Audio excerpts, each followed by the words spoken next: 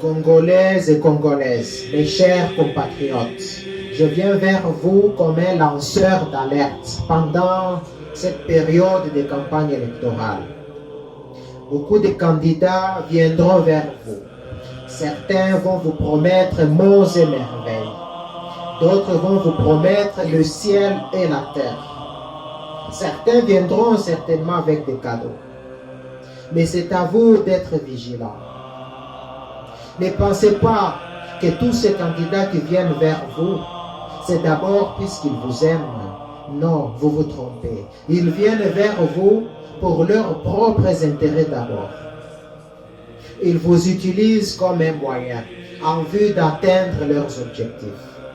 Souvenez-vous, il y a beaucoup d'autres candidats pour qui vous aviez voté et qui avaient disparu. Et ils reviennent de nouveau vers vous. Vous devez rester vigilant. Faites attention aux choix que vous faites, puisque c'est ces choix-là qui vont déterminer votre avenir.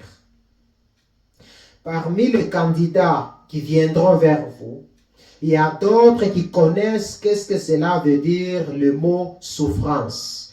Ceux avec qui vous vivez chaque jour, donnez-leur la chance, puisqu'ils savent qu'est-ce que cela veut dire souffrance. Il y a d'autres qui ne savent pas qu'est-ce que cela veut dire souffrance.